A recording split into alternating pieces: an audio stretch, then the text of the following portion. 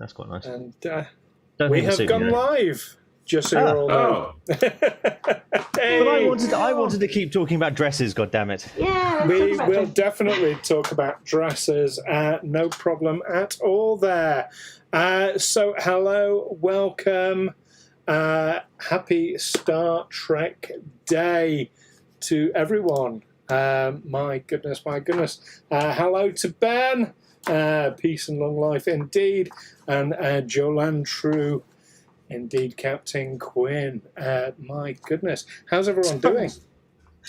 Fine until I was like, who's Ben? Like, I was like, oh no, shit! There are other people outside. Yeah, no, exactly. Who else is in this Zoom call? It's not just there are lurkers. There are lurkers watching that are with us.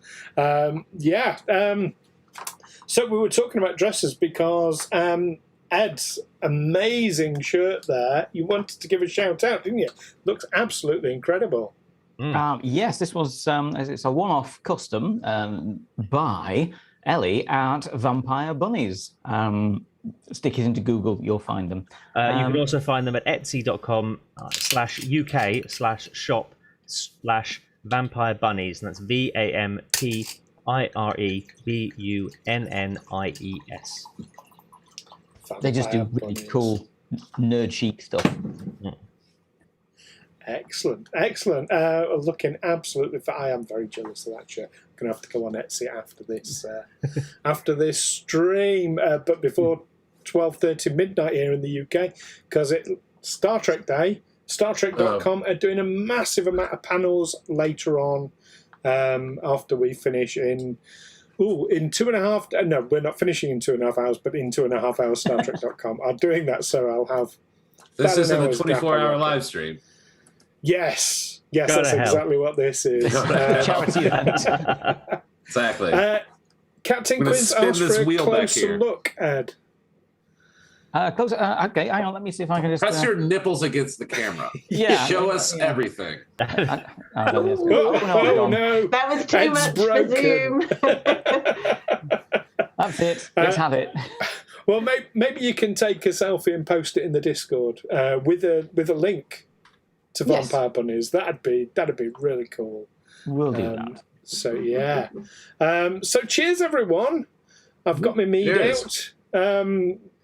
Fantastic. So Star Wars Day. Fuck. What am I doing? Star Trek Day, and of course, he's clearly had his mead out for a while before the show. No, I've just cracked it open. This is my last bottle from when we went camping. I bought a case of mead. Oddly enough, there was a lot of mead. Completely sober for this. Those were the first words of FoxyCon. This is some good mead.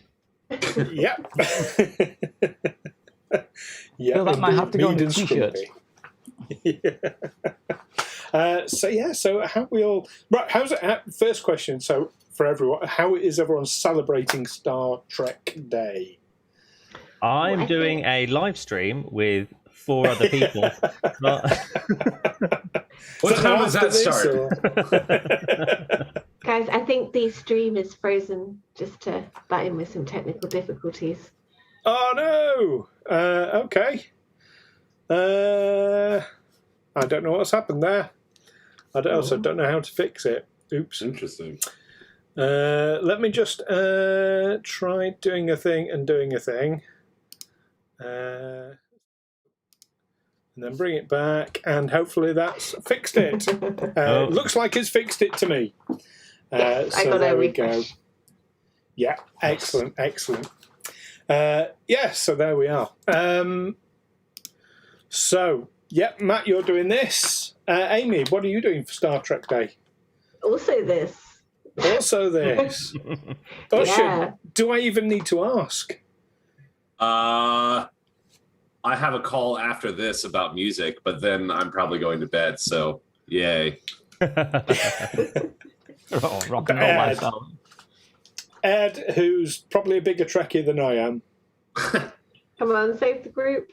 That's hardly even possible. I don't have half the fleet that he has for starters. I have no walls in my house dedicated to Star Trek. Buy me some resin. You can have whatever fleet you like. We all have our own little starters of the fleet, don't we?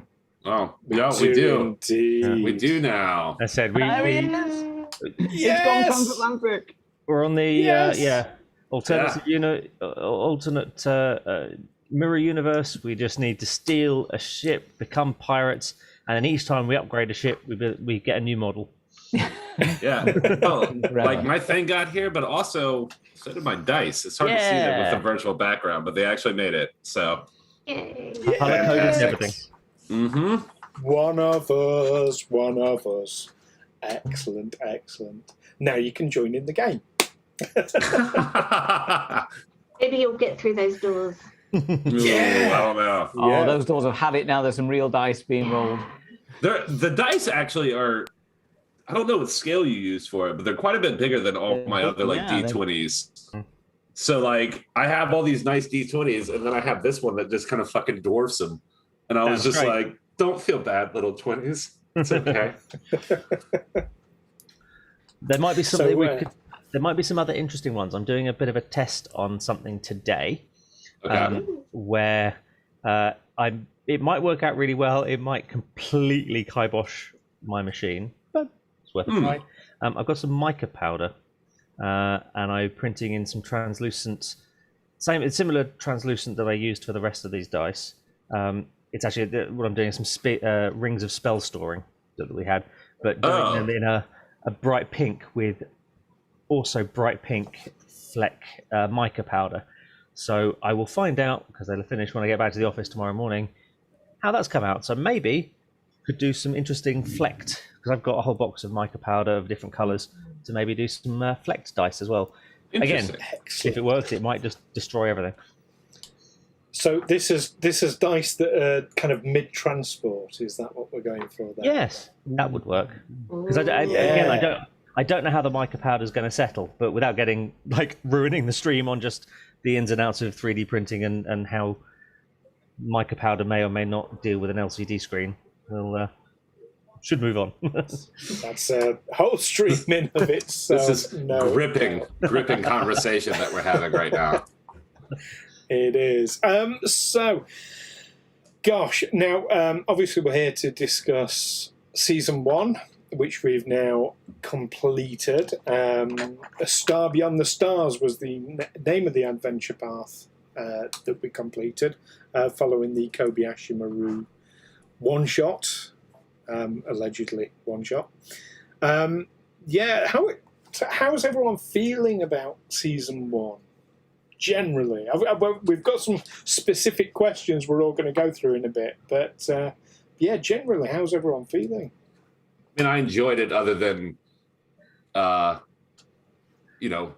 I had to play with, but everything else was wonderful. I mean, there was obviously some.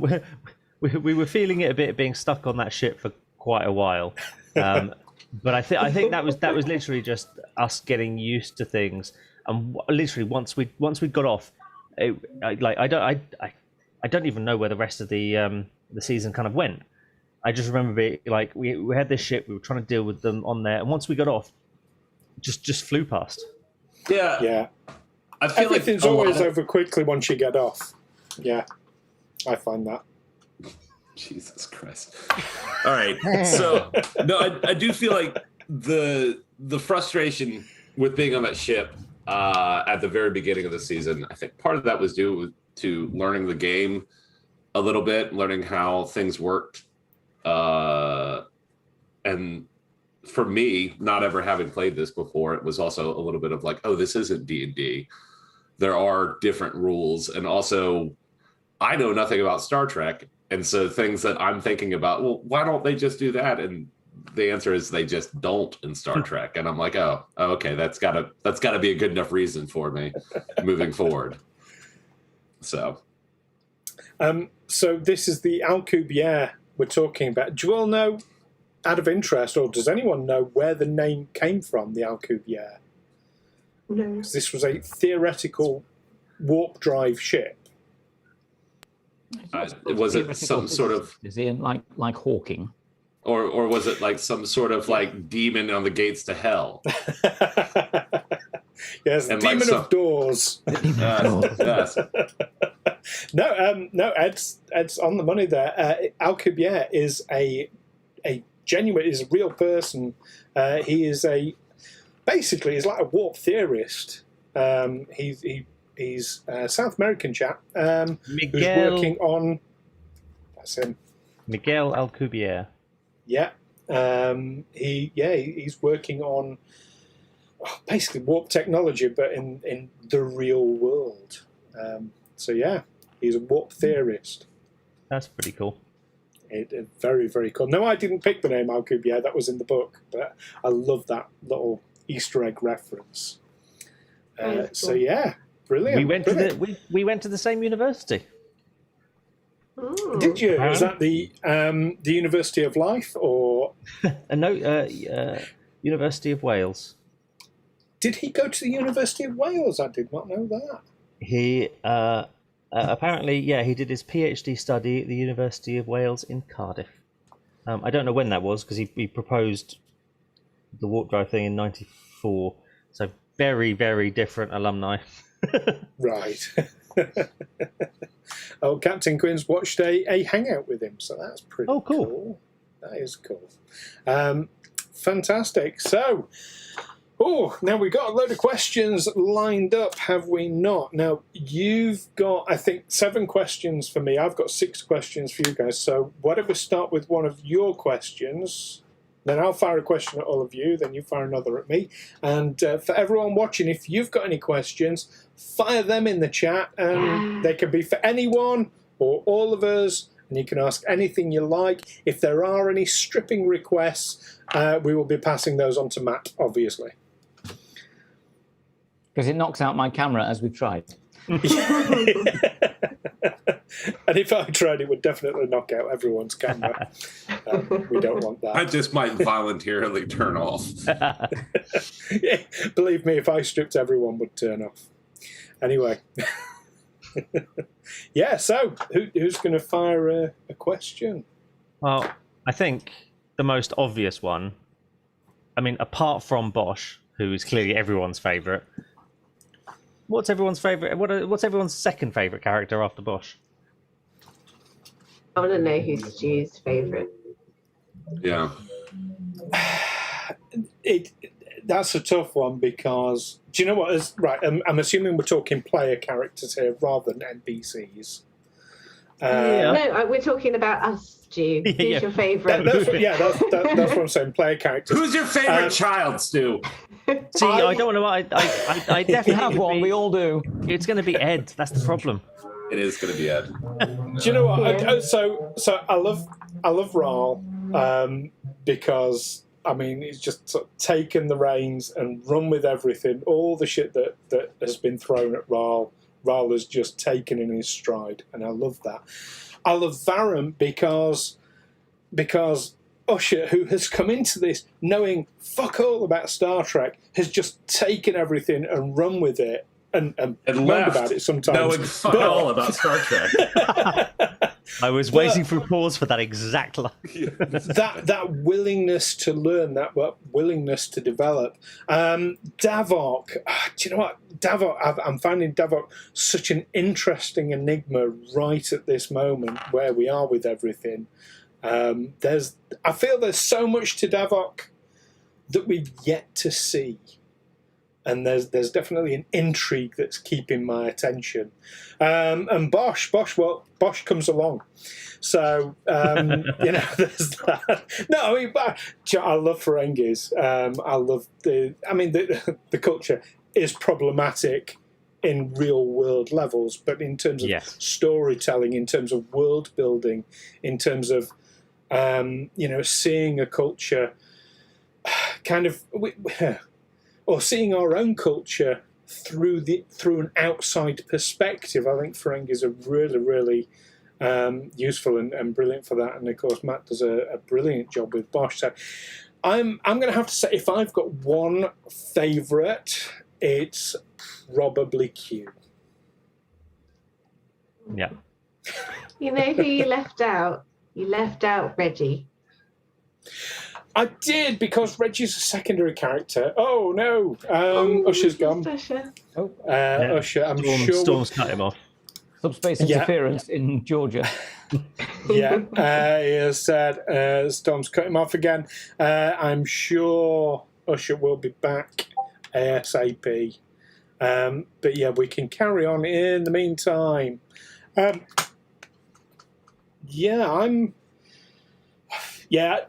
going to say Q, because I mean James just did a brilliant characterization, and in terms of both comedic and storytelling value, he just brought his A game. I mean, everybody's been bringing their A game, so it's an unfair question. 100%. I fucking hate you for asking me, so thank you. Yeah. So you knew it was going to happen. What about yourselves? What's been your favourite? Do you know? I'm going to say favourite NPC. Let's go with Ed first. Well, I do like Reggie. I'm very biased towards Reggie, obviously. But Reggie isn't an NPC, though, is he? Oh no, he's a supporting character, really, isn't he? Yeah. Okay. I like how good and how useful our chief engineer has become, and I think it's great that we've worked Sonia Gomez into our story, and from where you see her and you know her in Q Who. And she's basically there chucking hot chocolate all over Captain Picard, which is still Grace's absolute favourite Star Trek moment ever, in terms of just like repeated. I mean, the number of repeated YouTube viewings on that, half of those are probably her, just watching it over and over. And so, I mean, she was made up that she was like, oh, did she got better? I was like, yes, she got much better at being a chief, and she ended up our chief engineer.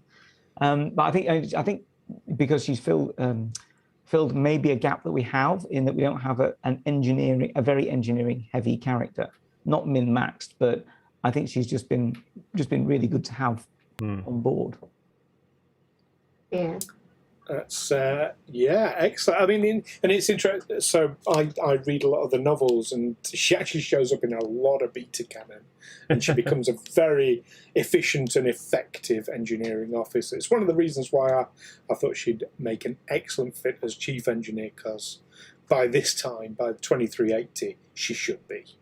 Yeah, basically. Exactly. And it's canon now. She's on our ship, so there you go. Yeah, that's it. Alpha Cannon, yay! Matt, who's your favourite NPC? See, I was going to go for Reggie as well, but again, I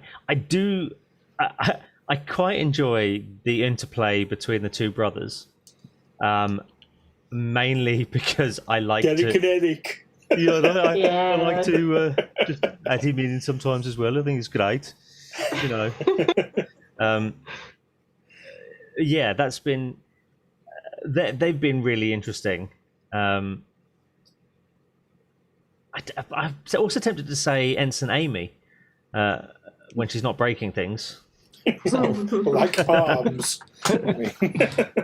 Well, again, so that's canon. That's why her standee model now permanently has a broken arm. Excellent. And well, the other Amy, our Amy. Yeah, the other Amy now.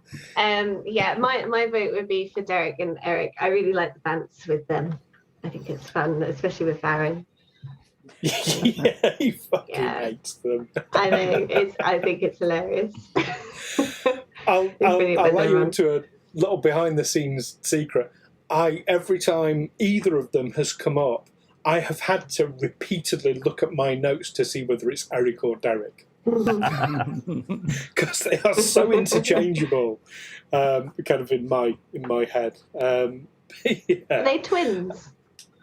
No, there is an age difference between them. I think, oh God, I haven't got my notes in front of me.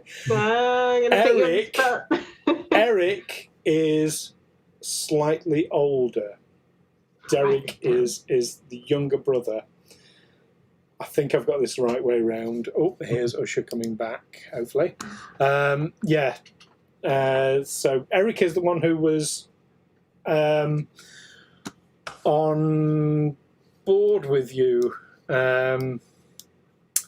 He's the one who nearly messed up our Kobayashi Maru. On the Kobayashi Maru, yeah. So he's the slightly older. Is that Derek or Eric? That's the question.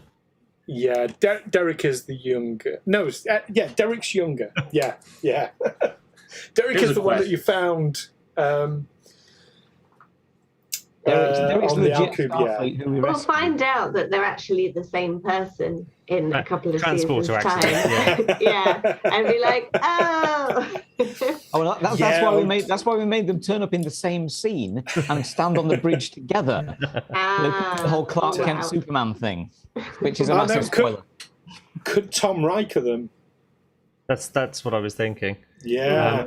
Although actually, so Ben Canal 81 has an interesting question. What has everyone found easiest and hardest about learning Star Trek Adventures? Ooh. Remembering that high numbers aren't good. That was a bit at the beginning. Yeah, just a straightforward reversal. Like roll under. Yeah. That and everything else. I found it's a thing I've really liked, but it's a thing that because it's something that I've always wanted to try and do more of in my sort of 5e games, is throw kind of technical stuff at it. And I found that's been really nice that we could just throw random technical stuff. So like I printed a whole load of things about different toxins. I've got the rules of acquisition slightly separately, but I have things that I can, okay, we're going to do this thing. Actually, what's the canon toxin that they've got? Let's throw that in. How does and there is data on like, is it flammable? Is it this? Okay, well, and I really like that kind of.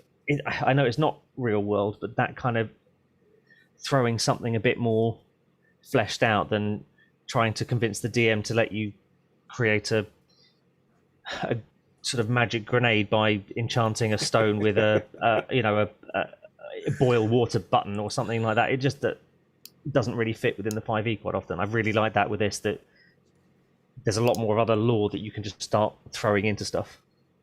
Interestingly, that's not so much Star Trek Adventures. That was more me knowing what the hell you were talking about when you suggested it. And I'm like, oh yes, that is a thing in Star Trek, so we'd better incorporate it somehow. Cool. But the fact that it does work in this is nice. Yeah. And There is a lot of lore to draw on, isn't there? Yeah.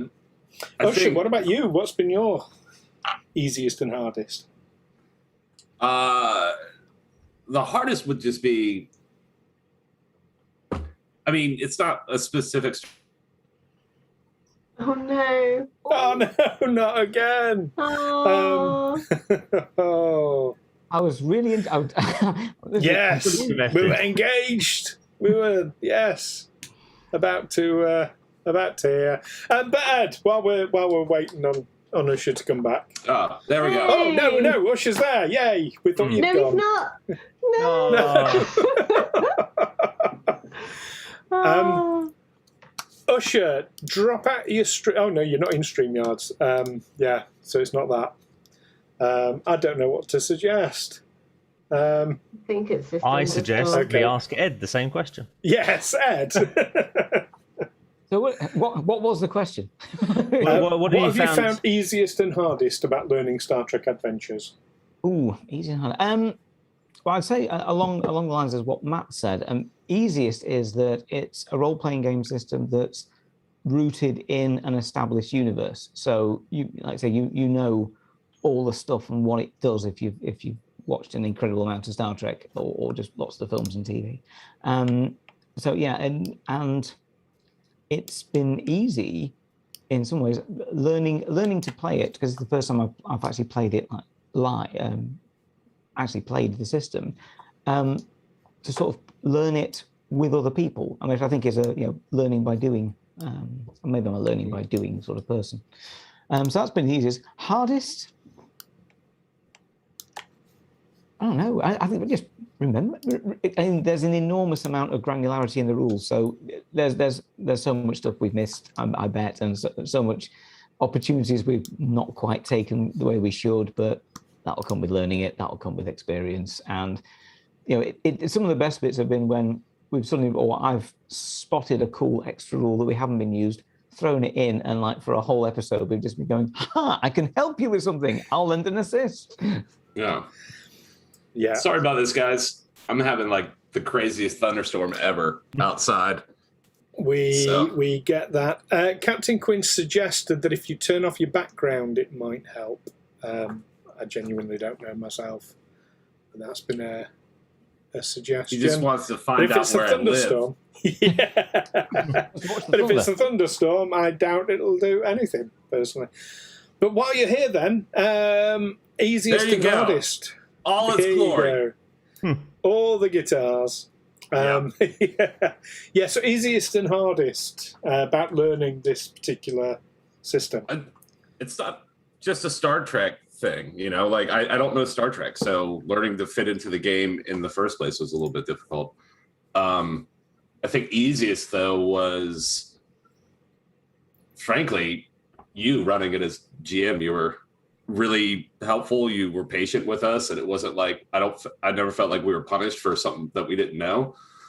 And I've definitely been in role-playing games and things like that where that is not the case, and so that made it relaxing for me, and everybody else just being kind of happy to be here was awesome. So, thank you. You're welcome.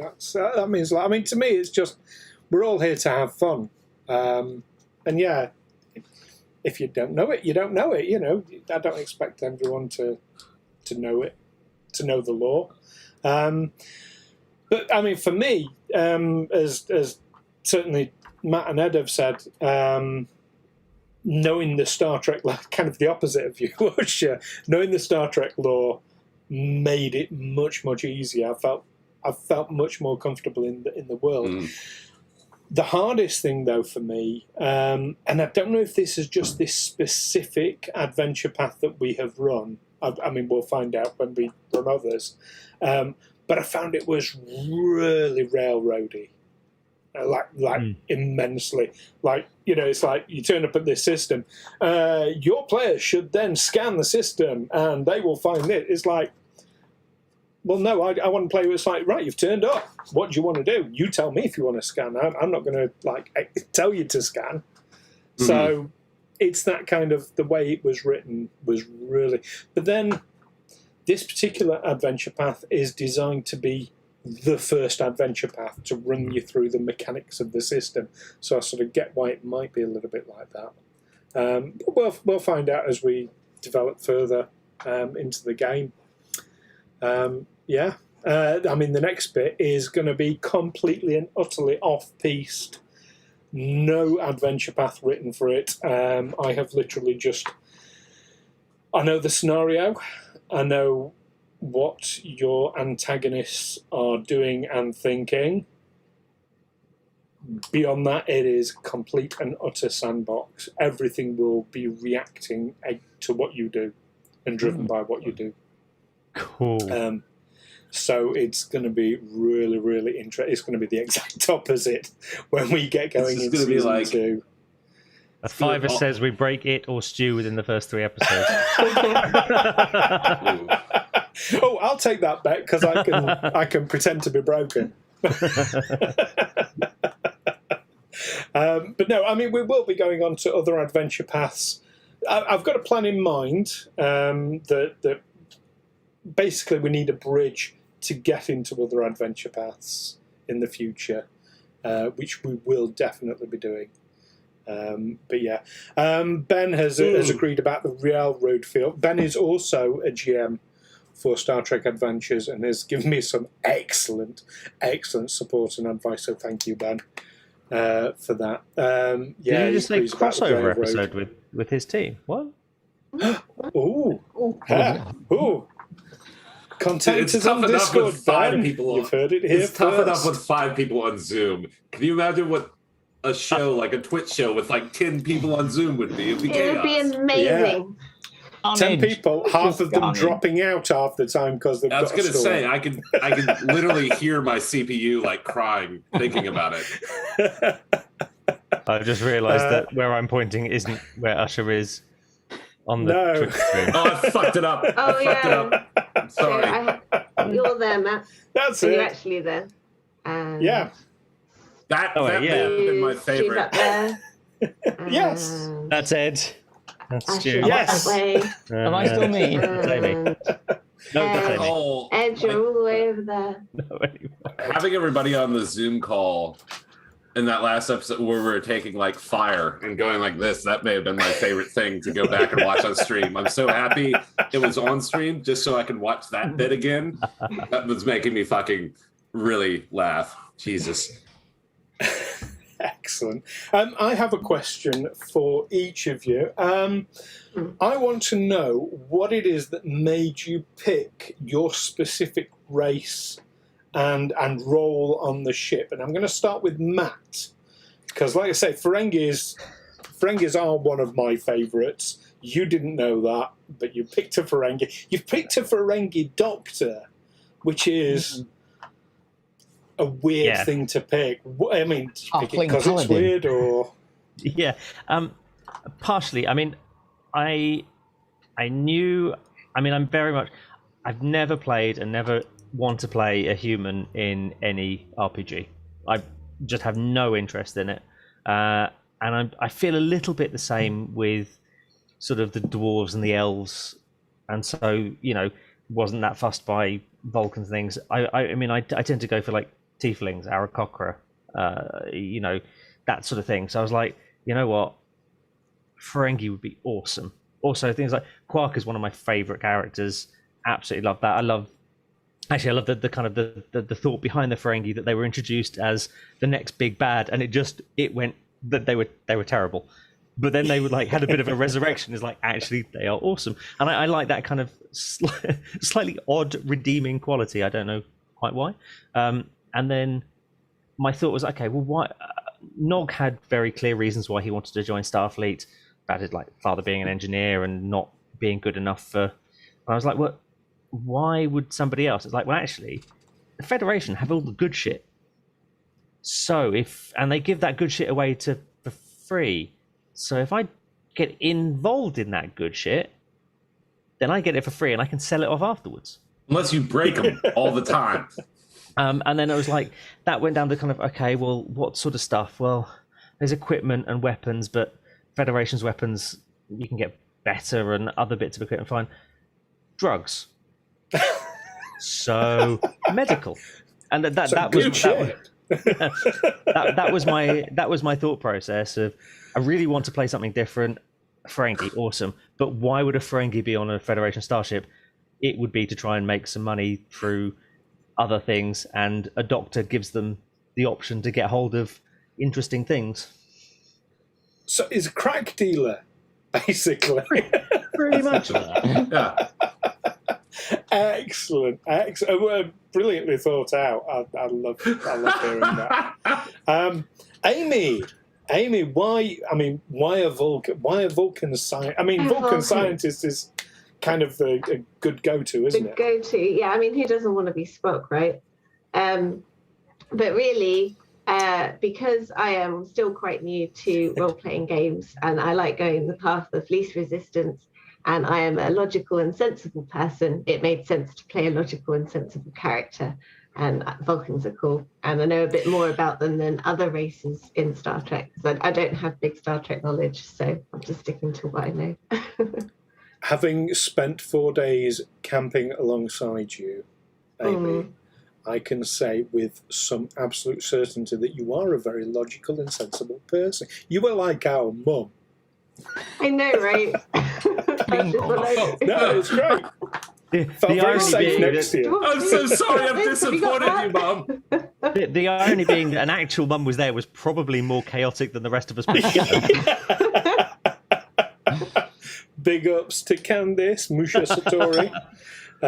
Yeah, but you're not wrong. You're not wrong. That's excellent. Excellent.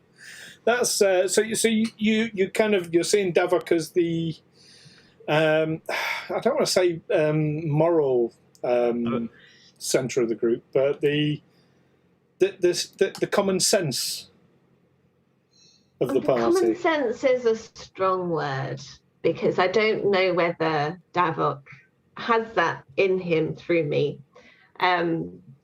But I like to think that he's there to try and solve problems, at least, to the best of his ability. Excellent. I think that's what he does best. I'm going to ask a side question before we move this question on to the next person. Do you reckon Davok's due a promotion yet? Well, I've been waiting for Wraal to say something about this for a little while, and I've heard nothing. Even Q dropped a hint about it. I know. And it wasn't that subtle. We'll have to watch this space. Usher! Now, coming into it from very much an outside point of view for Star Trek, is that why you originally went sort of human? Because Terrans are humans, let's not forget. Well, so the Terran thing came about later, actually, after I'd already created Varren. Varren came about, I think, frankly, I know, like, out of everything in Star Trek, I knew the most about the humans, which, to be fair, I know zero or very little of, like, how Starfleet in general came about, like, where the Federation came from, or any of, the history of the human race up until that point as far as Star Trek canon goes. But at least I know, like, what humans are, and I was like, all right, well, I'll stick with that. I feel like I can do that at least convincingly. And then the engineer thing came about. We were just talking about different roles, and I didn't know what the roles in a starship were. And, we had that group where we talked about it and all that stuff. And I was like, oh, engineering could be fun. And then y'all need a security officer. I was like, I also know how to hit things. I can do that. That is something I can do. And you don't need equipment to hit things. And so I don't have to learn too much. So that was because we do forget that Varren is, he's almost as much of an engineer as he is a security officer, isn't he? Yeah. Which raises the question, why can't he open a fucking door? I think he has a nightmare. Like, that's his childhood nightmare, is like waking up in a room and he can't get out of the door and he just has a meltdown.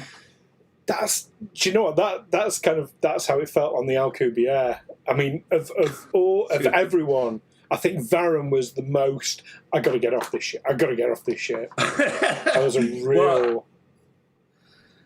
That was also, I think, me learning, how the game was played and realizing that it was going to take a little bit longer to do things, just through the way the game is and us not really knowing how things work. So I didn't think about it, but I was like, man, this is taking a really long time. But then also me was asking 900 questions on my turn about how things worked. And I was like, oh, that part of this is my fault. No. We've all been learning this. I'm more than anyone. I think I'm still learning this game. And Ed, so you've got two characters to answer this one for, race and rank, not rank, sorry, but race and what we're written down. Role. Well, you didn't pick captain, did you? No, God, no. Oh, yuck, no. That just got thrown at me. Just to give you a little bit of behind the scenes, I deliberately, you didn't choose first officer either. I gave you that because I knew that your knowledge of Star Trek lore was kind of up there, probably more than anyone else in the party. So that was the logical choice for me. Yeah, it sort of makes me like your assistant. No, well, you have been more than one occasion. How many times have I asked you, like, oh, what's the rule on this again? Because you read the rules, which is something I ought to do at some point. There are rules? Yes. Yes. Usher's got the card. It's a thing. It's a transatlantic thing. It's been autographed. Island Wraal Fan Club member number 2. Yeah. So it's not a big club. You all have dedicated numbers, and I've got you all on a database. Yes, absolutely. Hi, Chris. Thanks for joining us. Chris has said only squares read the rules. No, for choosing the species in this, literally, I have to admit, I just went on the Modifius character creator generator and hit everything random. Okay. All right. And let it decide. And I activated all the modules, so it could have given all the additional races that the expansion books have put in there, because obviously it would just adjust the stats accordingly. And I think at the initial stages, we sort of said they picked a few roles, and I said, well, okay, I'll do helm because flying things, that's cool. So I literally just built. I said, okay, let's make him whoever. It's going to be a he. That's just what's he going to be? And it was Trill. All right, cool. Know a bit about those, but I'll learn some more. And I just literally pathed him through the creation path, and he said, make him a helmsman in the command track. And he came out the other end as Eelin Wraal, and that was it. And then some idiot made him a commander.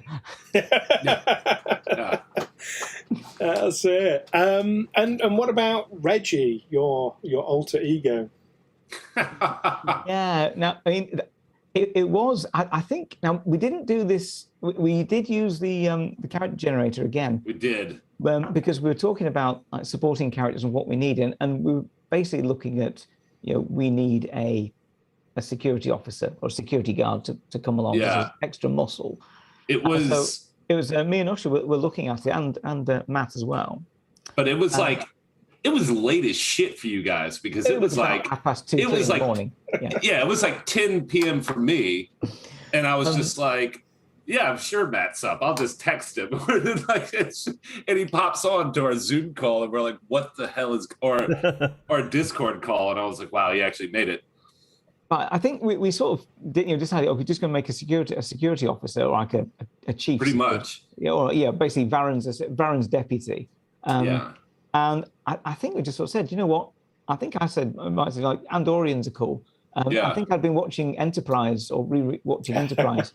So I was like, yeah, I quite like them. They're pretty cool. And to be fair, they don't feature in a lot of like TV Trek. There's not.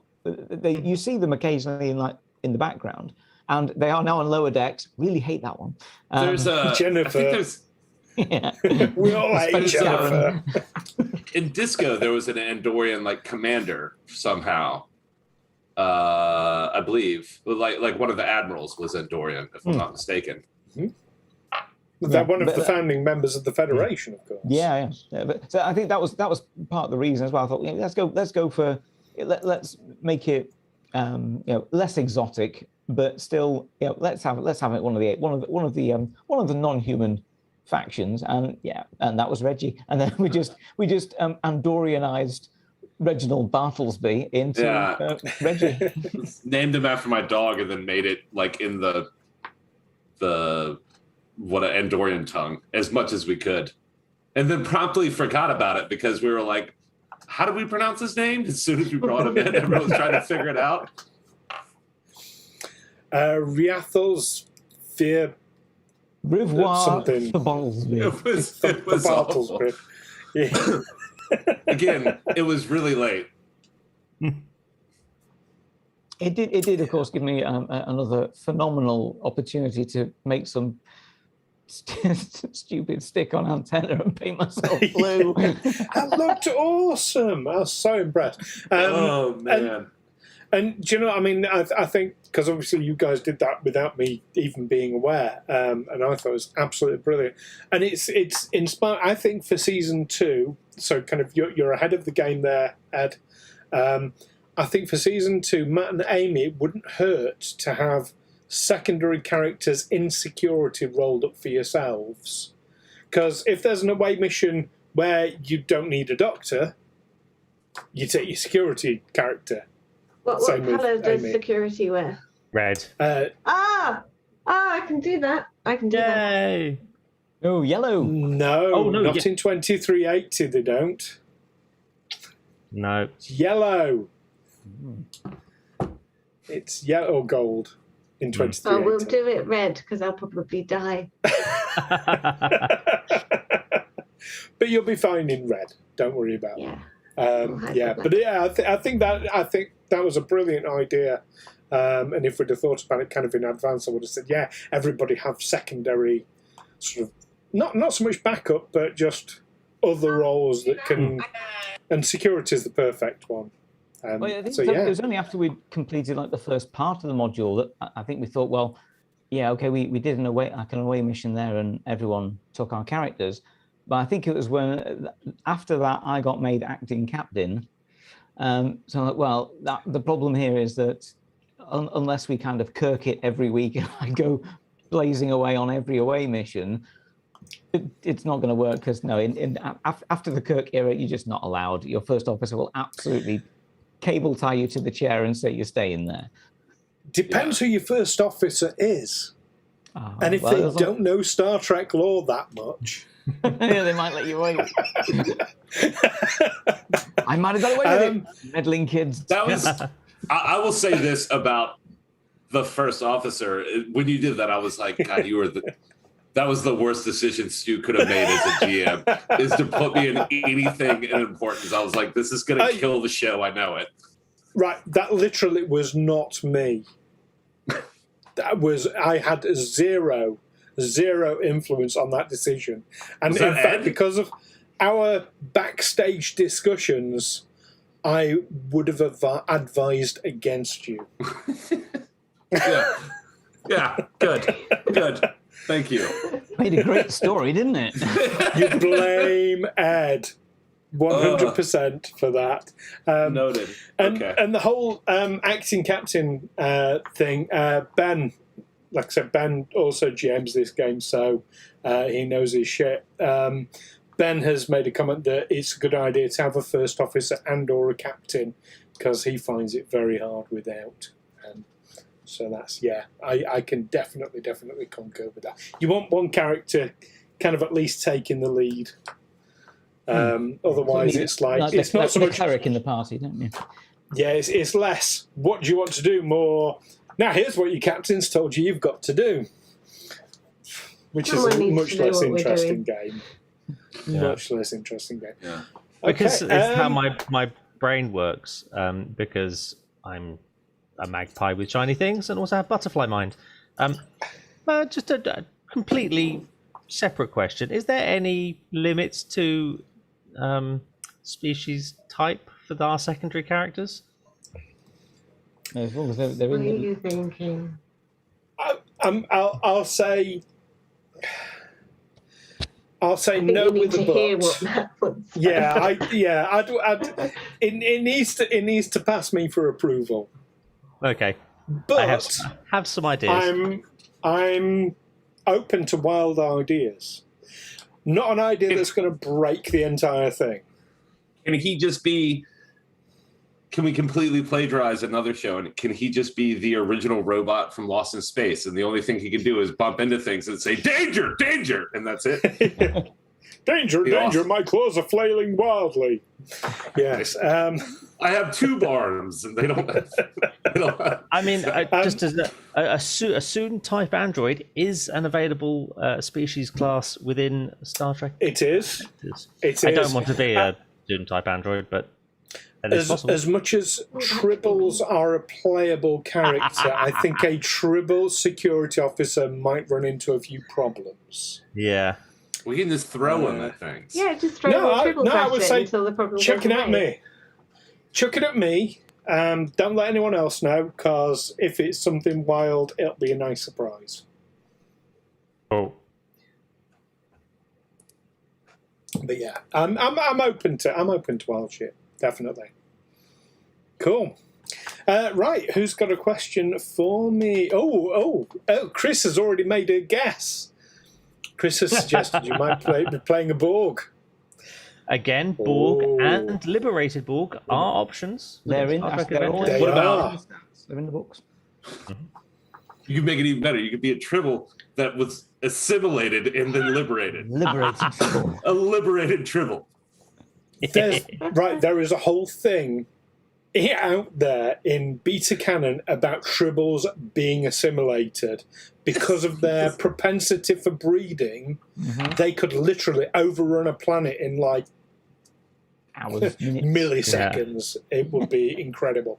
No, Borg tribbles are an actual thing. Whether they're a playable thing is another matter. No. One of us might have to carry you around a lot. You could just You could fandoms. You would have to wear the same outfit as 7 of 9, though. So it'd have to be the 7 of 9 outfit with just hair sticking out of all the collars.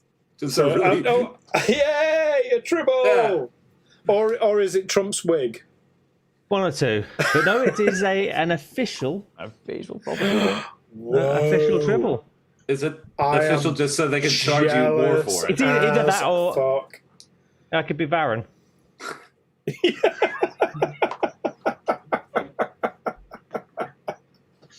Oh, dear. Moving on very swiftly then, before we have any player deaths. Who's got another question for me? Ed does. Oh, did I? I did. Hang on. Oh, Ed had an excellent question for me, which I've forgotten. Write them all down. Well, there it was. Hang on.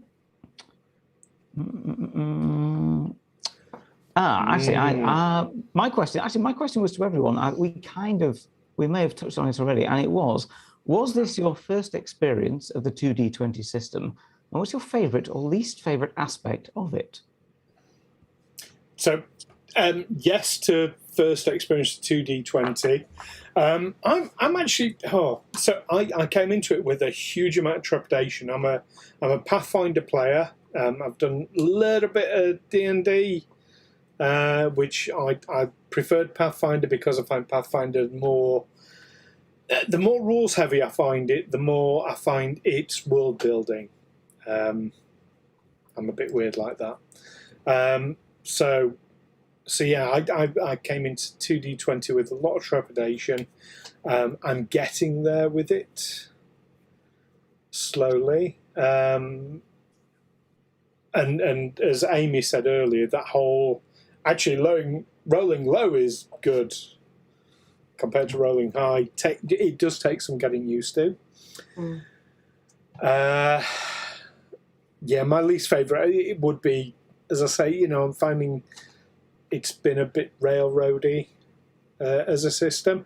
My most favourite aspect of it, though, and kind of watch this space because I may invoke this at some point, because there are multiple franchises that Modiphius do on the 2D20 system, like Dune and Conan and Fallout Boy and stuff like that. We may have some crossovers. That's an option. Now, I don't just managing expectations amongst the players. I don't have anything specific in mind yet, but as a one-day kind of thing, as a bucket list thing, that's an option, and I love the fact that that is an option. I'm saying Fallout Boy. Do I mean Fallout Boy?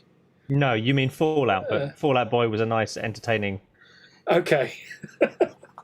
Fallout. Okay. No, Fallout Boy, I know he's the one with the thumb, isn't he? Yeah. Yes. He is the boy Fallout Boy has the thumb. Yes, but it's also a band. And that's Vault Boy. That's Vault Boy, not Vault Boy, not Fallout Boy. Okay. Well, I know the one with the thumb. Do you know where the thumb thing comes from? If the mushroom cloud's that big, you're going to live or die. Yes. If you can still see, if you cannot obscure the mushroom cloud from a nuclear explosion with your thumb, you're already dead. Well. Why is he smiling? That's what I can't understand. He is always smiling. Because he's far enough away. He's hopped up on Nukem Cola. That's all it is. Yeah, so that's my answer to the question. You say that was to everyone. So yeah, I'd just like to hear what everyone else could. As I said, that is the first. Although I've been reading that particular rule set since it was on like playtest stage back in some years ago. That's the first time I've actually played it with a group at all. And of course, the first time I played a proper campaign, RPG campaign as well. But it'd be interesting because everyone else has played other systems and other campaigns. I'd like to hear how they felt they got on with it. Yeah, Usher. I think the system itself is actually relatively easy. I think, or at least the 2D20 system is. The specific STA one was a little bit more difficult just because of all the moving parts in like a ship and all that sort of deal. But I don't think that is specific to the 2D20 system.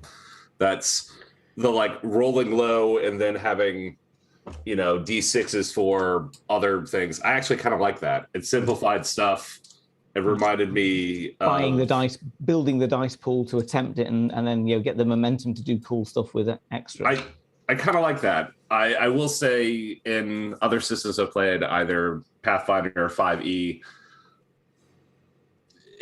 sometimes it's hard to remember. Like every spell has a different dice. Every weapon has a different dice for damage or things like that. And if they're things that you use on a regular basis, it's not a big deal. But there are times, and the addition of like things like D&D Beyond and stuff like that for online games makes it way easier. But when you're looking at a book, I really hate to be like, oh man, I have this great spell. Hang on a second while I figure out what dice I have to use for it. It's 4d12, but it's an 8th level, you know what I mean? And it's just like, oh shit. If it's all d6s, sometimes it's a little bit easier. That was kind of fun. Yeah, for me, I think the game itself is absolutely fine. Like still learning it, but getting there. The hardest thing for me was actually creating my character. I felt like I have no clue when I was creating it, and then the stuff that I have, I don't think is great. Yes. Like I just sort of was like, oh, I'll pick that. That kind of makes sense. But now I know the game a bit better. Perhaps I would have made different choices when creating my character. Yeah. 100% agree. Oh. Well, just to interject on that, I think I've mentioned this in our players chat, but just to put it out there, if anyone wants to re-roll a new character, kind of now is the time, and I 100% support that. No, Davok is staying. No, I would to be love honest, to I get rid wouldn't of Bosh. know what to change. Well, I will admit, No, you can't re-roll someone else's character. Can I please? I will admit I have considered it. Really? Yeah.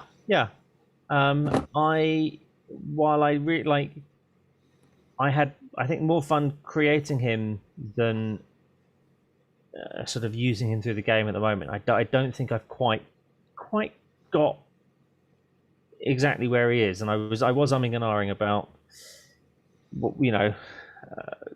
rolling something new. Haven't fully decided, but I need to give him a bit more time. Okay. Well, it's an option, and I would never want to stand in someone's way if that's what they wanted to do. It's more just I have a skill that's like testing a theory, and I'm like, how does that work? I don't know. It's something that it means I just need to read more, really, and I'm sure I'll be fine. That was a big deal. Not really knowing how the game worked, and not knowing specifically what things in Star Trek Adventure meant, and we were creating these characters, and there are all these numbers and skills, and like specifically the I forget what they're called, the like features or traits or focuses, values, values, and all that shit. I had no clue what that meant, and I was just making stuff. And Modifius, they do other things well. They did not explain what the hell those things meant whatsoever on the character sheet, and it was atrocious. It was just make stuff up, and we're like, but how do they affect the actual game? we're not going to tell you, and you won't learn that until 4 episodes in when you're like, why the hell did I pick that? It's completely useless. And so I think that's what Amy might be getting at a little bit, is she likes her character. It's just he has focuses and values that we chose without knowing what the hell that meant. Yeah. So borderline I can let you into a little secret about Davok. So you may have heard throughout the season that Davok has a limp. And I do recall Stu asking me, why does Davok have a limp? And the reason Davok has a limp, because I did not know that people don't have limps in Star Trek, because, you know, medicine's so great, so you don't need to worry about having a limp.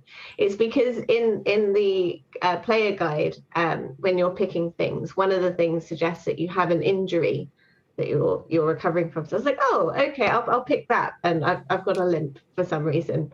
And that's why I've got one. But because I didn't know enough about Star Trek, it doesn't really make sense. He'll keep his limp. I'll make up something. It does. But, there is actually canon episodes for a limp. I think it would actually be Quark, isn't it? Definitely Nog at one point. Well, Nog. Yeah, no, Nog, obviously. Not so much Quark. But yeah, I mean, Nog. It's usually, by this point, a psychosomatic thing, as it was with Nog. But it's not an unreasonable thing for someone to have a prosthetic limb that just doesn't work correctly, or something like that. There are, it can be whatever reason you want. Just, I would say, when we discuss it sort of off air and behind the scenes, be prepared for me to say they have a cure for that, and then be prepared to come up with a reason, and you'll have plenty of time to do it. It won't be on the spot, but be prepared for a reason why your character didn't take that cure. Because there can be all sorts of reasons for that. Yeah.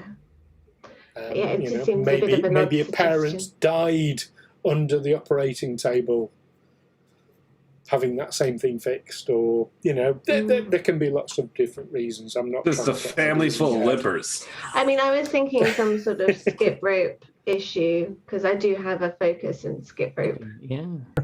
So that's my exercise of choice. So Why not?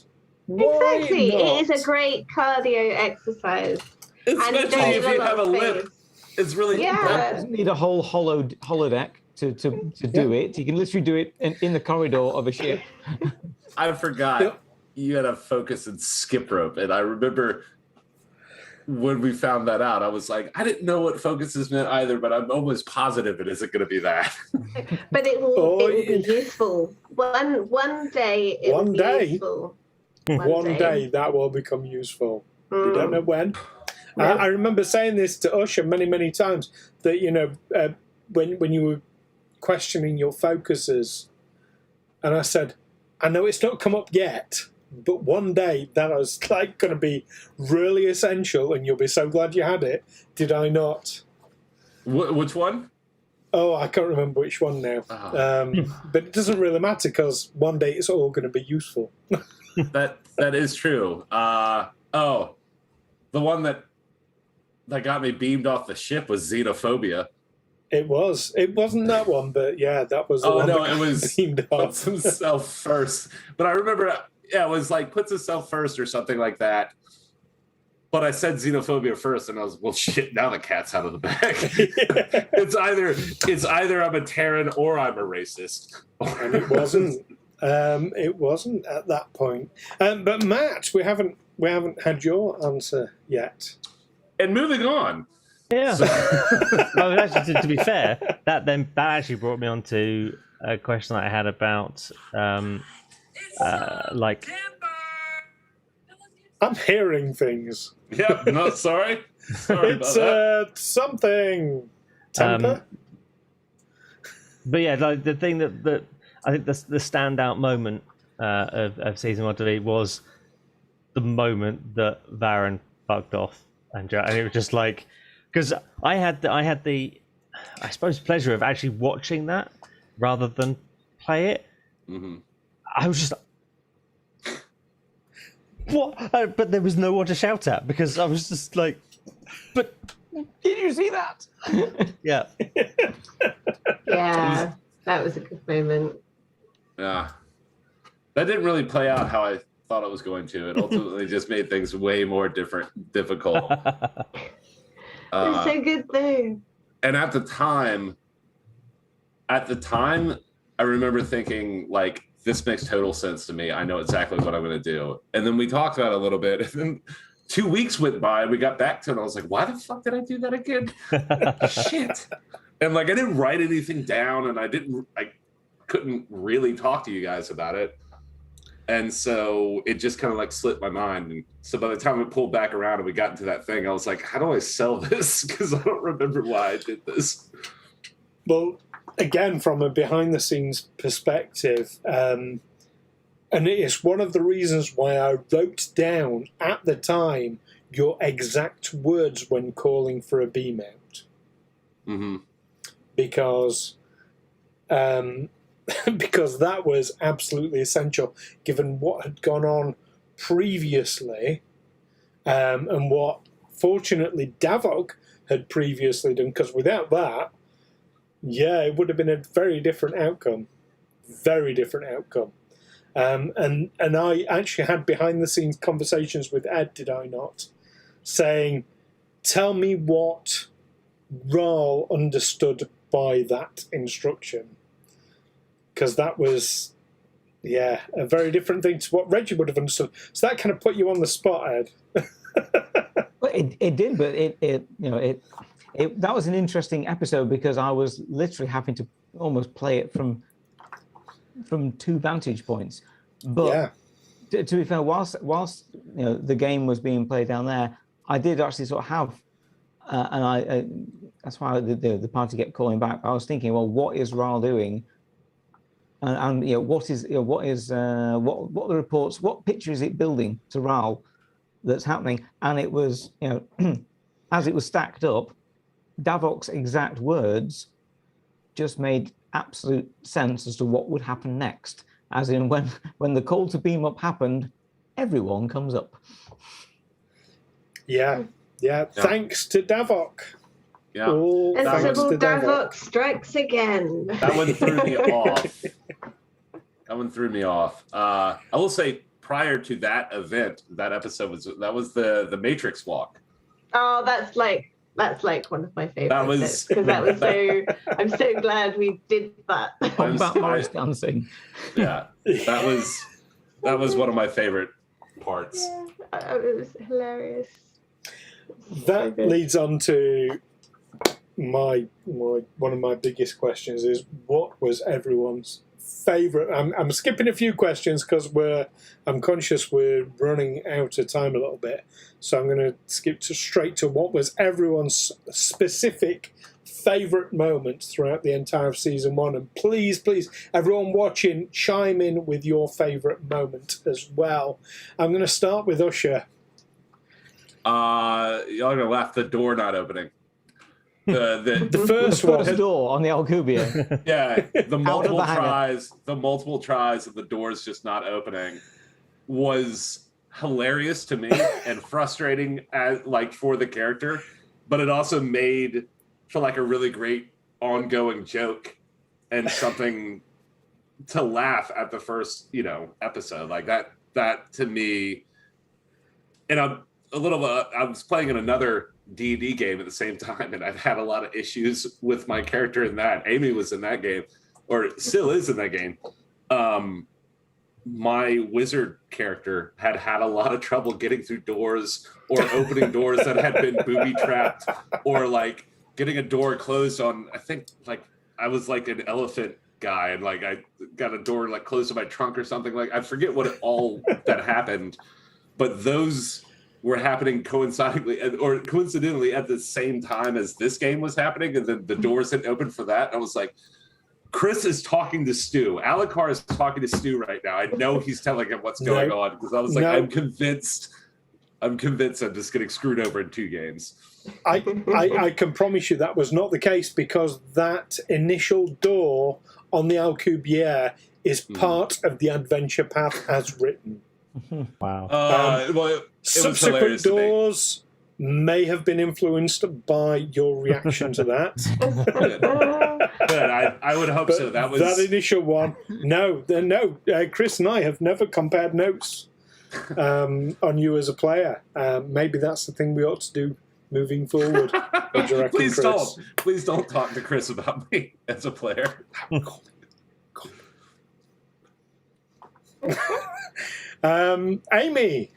Amy, how about you? What was your favourite moment? Morris dancing guns. Yeah, I mean, that was just like, I know it was so inappropriate at the time considering what we ran into, but that the mental image that I had of us doing that was just too funny. So I can't help it. But that is closely followed by two things, which would be the Q video and when the beam up cliffhanger at the end of that episode, because those were just great moments overall. That was an amazing cliffhanger, even if I do say so myself. I mean, but the Morris dancing guns, I'm calling it the Morris dancing guns, we know what we mean. That, I think, was a lot of character sort of development and character showing. That's not the right word. I won't say character building, but that was I mean, well, it's Davok now. Yeah. It's Davok. It's Sony's side to Davok that we hadn't seen previously. He's a massive fan of the Matrix movies. Clearly. Does Davok see himself as the one? I think in the off hours, Davok wears a lot of sunglasses and like 90s, like black, long, Gray. while skipping rope. While skipping, yes. Matt, what was your favourite moment?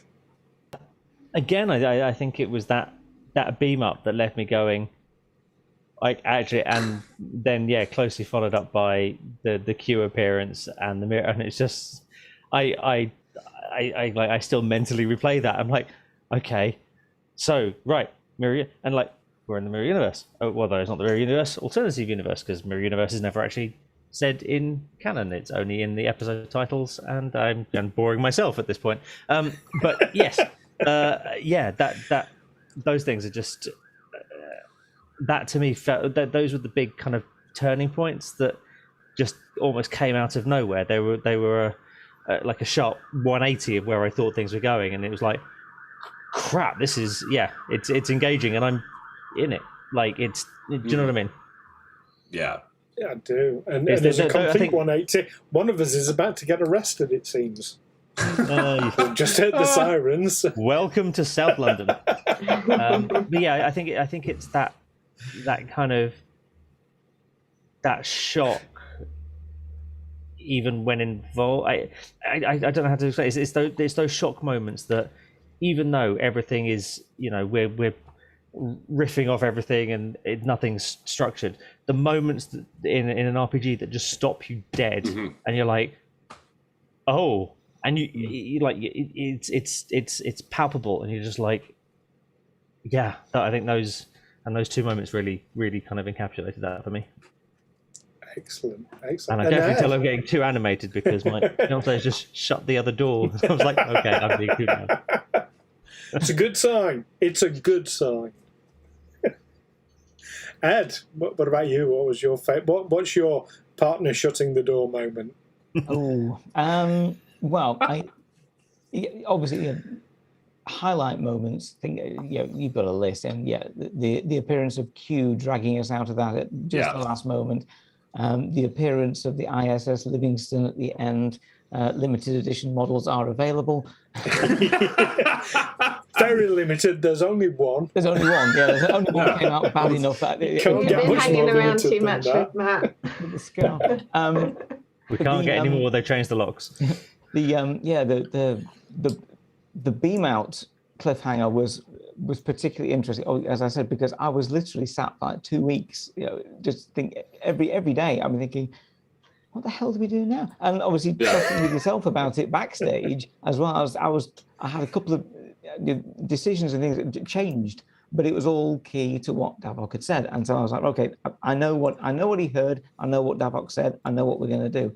So that was. But elements like Matt said of the game where it suddenly changes and you have to suddenly stop, rethink everything you're doing and where you think you were going with it are great. I mean, other than that, personal moments for everyone. I think I've enjoyed when there's been something cool that someone's done and it's come off and it's great. I love that. Like when we were tussling with the Romulan bird of prey, right, a warbird right at the end, and Davok just sort of goes, there's its dangly bits, shoot at that. Yeah. Thanks, Davok, shoot that bit. Yeah. Or when we were going through the asteroid field near Kortar Station, and it was like, right, actually, give me the helm, I've got this. And we sort of just looped past and went and grabbed and spun over to where the escape pod was in one room. It's just like, yeah, we can fly a ship. We know what we're doing here. And the bit where where Varren leaps from the mezzanine level of the Alcubierre's engineering section down, and basically we all just pile on that Romulan command. Yeah. Bosh has basically smashed his way out of a Jeffries tube and taken out a Romulan with the hatch. No, he really did. It was amazing. It was almost like comedic effect. It was like, I'm here, and then all of a sudden, what the hell happened? Flatted against the wall. I think that for my favorite Bosch moment was trying to heal, failing miserably, and just going sod this, and then just like dead shot. I remember thinking, I was like, you know what, that actually makes sense as far as the focuses goes. He knows how to heal people, so he knows where they'll be vulnerable. Just shoot them in those bits. Perfect. The most deadly assailant. Shoot them in the danglies. Yeah.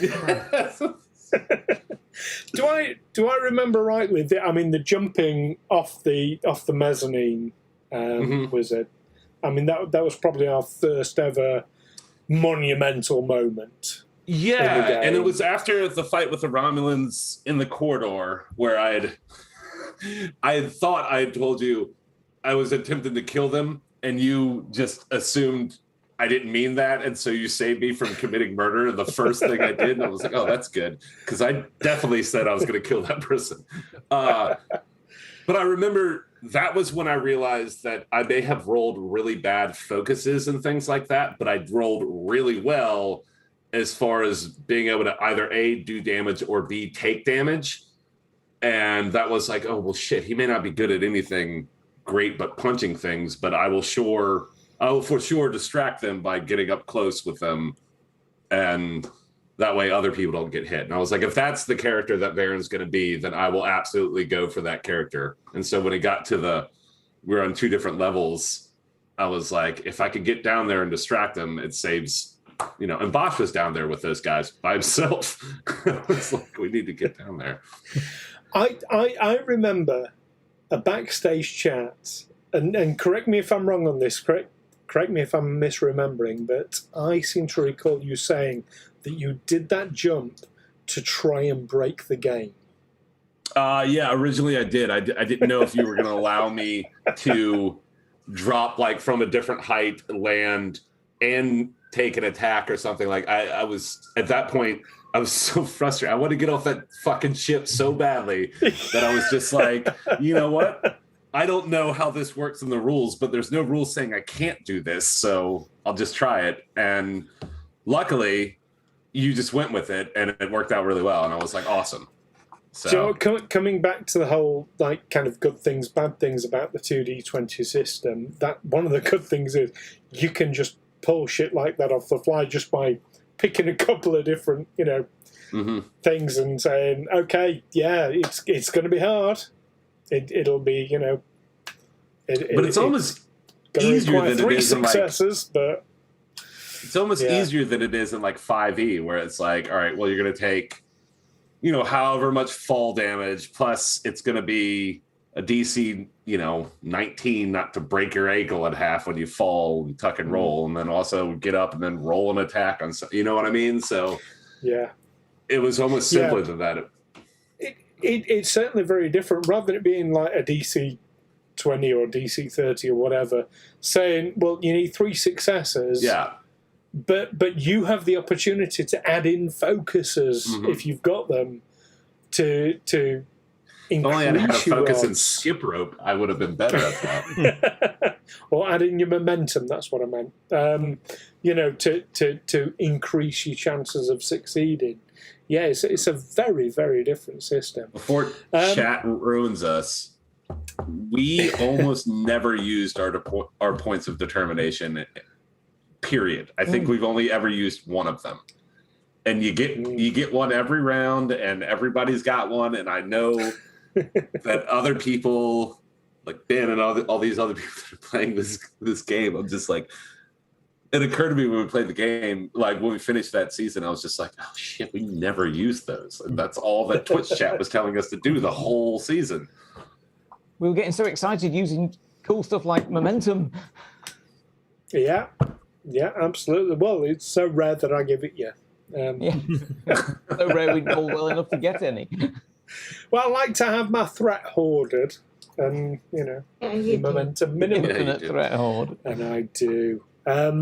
Okay, so I'm conscious we only said we'd do this till 11:30, so we're coming towards the end, and there's a kind of a general discussion I want to have about season 2 looking forward.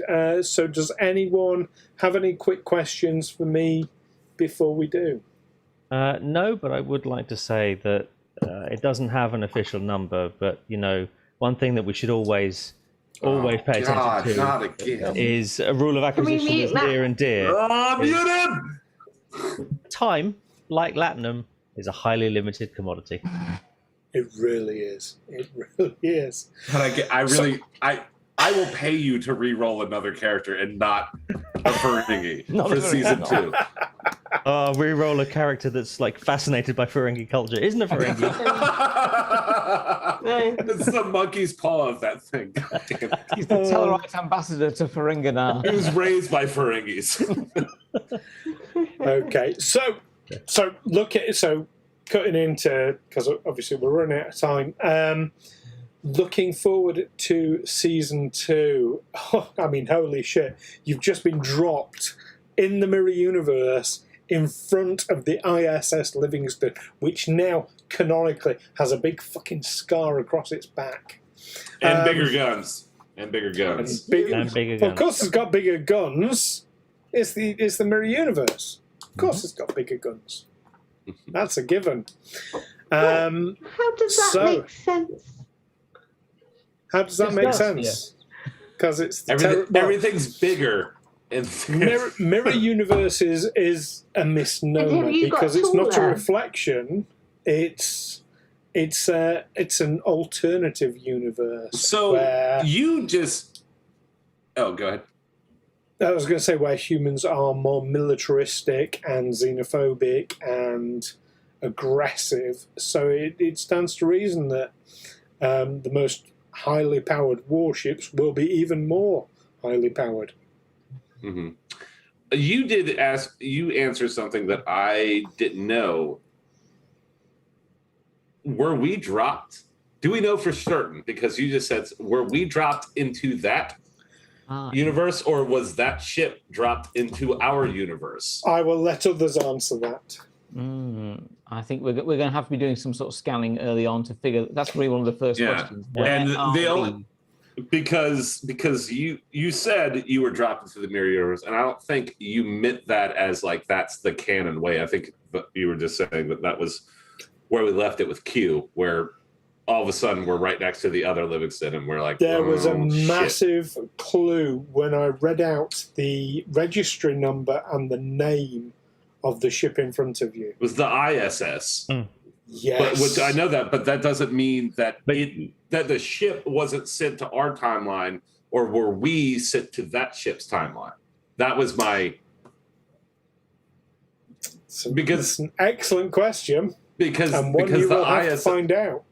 Yeah, because the ISS does not actually answer that question. It just tells us that that ship is from that timeline. Yeah, it's a Terran vessel, but yeah, are we where they are from, or are they where we're from? Varren is pressed against the glass, regardless, going, "Oh."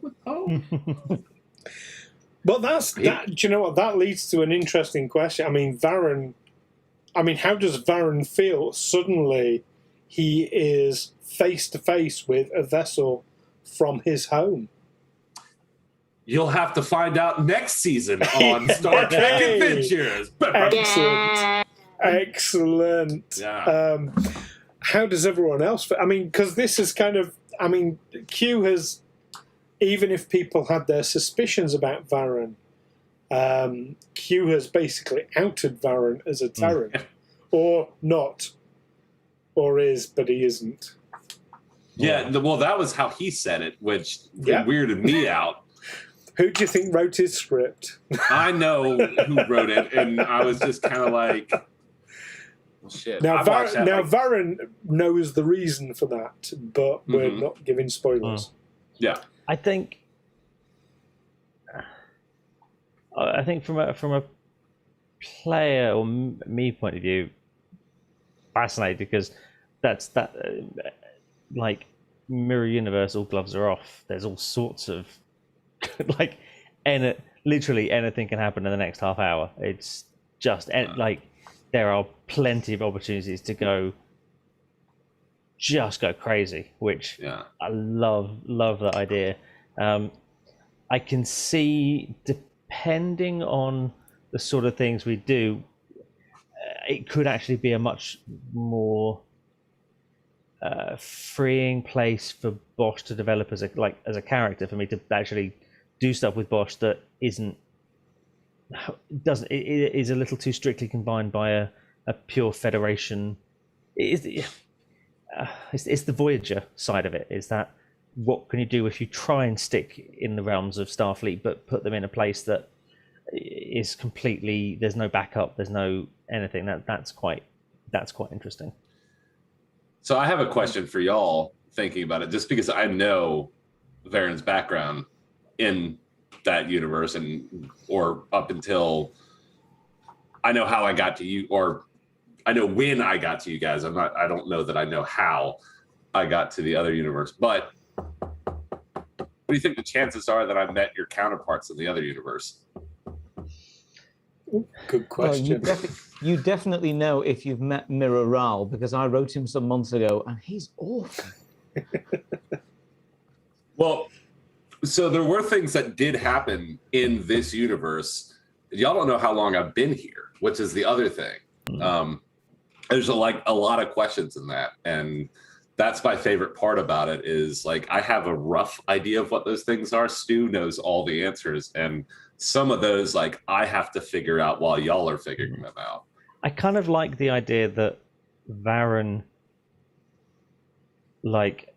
Alpha Varren, actually got on very well with Bosh, but it's something in Mirror Varren that really hates Bosh. I think that, to me, I quite like as the idea that Bosh being a little bit oblivious to the whole thing of just humans are weird, but it's actually the Mirror Universe Varren that has the problem with Bosh, that actual Alpha Varren, no issues whatsoever. I'm going to expand the question on that. Is it so? Do you think that Varren has the problem with Alpha Bosh or Mirror Bosh? I think it's possibly both. I kind of have. I almost feel that Ferengis are kind of the same in both universes. They're sort of fairly morally ambiguous. That kind of just works depending. Quark isn't that much different in Mirror Universe than he is in. He's essentially he's a really nice guy who just tries to hide it, which is the same on both sides. And I think Nog and Rom. Quark? Rom and Nog are again relatively similar. So I think it's both of them. I think maybe Varren is reminded so much of other Bosh if he knows him, and also he's xenophobic, so probably just hates Ferengi as a general rule. I don't know which rule that is. I could just hate Bosh in two universes. Yes. Maybe you're annoying in both. Very likely. I'm going to throw. So we're going overtime slightly. I am going to throw a very quick question out to each of you in turn. What is your hope for season 2, Ed? That I get to play Mirror Wraal. Yeah. Usher. Bosh died. Matt. Being able to use a barter system or something to kit out the Livingstone with crazy extra parts. Oh, dope. Oh, that's dope. That's At a dope. profit, presumably. All right. And Amy. Skipping. The what? The cane. Skip roping? Skipping. Skipping. Using her focus and skip rope. Skip to the loo. Well, my hope, I've got to say, for season 2 is that we have, at very least, as much fun as we had in season 1, and that everyone who's joined us for season 1 joins us for season 2. Definitely. Yes. Oh, I think we should set a course. There's season 2 in that nebula. Warp 10, where we all turn into lizards and fuck each other and have babies that we then abandon. See you next fortnight. That does bring on a. What if there was a Varren Bosh hybrid in a transporter? Right, let's stop this now. Oh, a Varren Bosh 2 Vix thing. Don't think about it. Get us out of here, Stu. In the Varosh or Baron.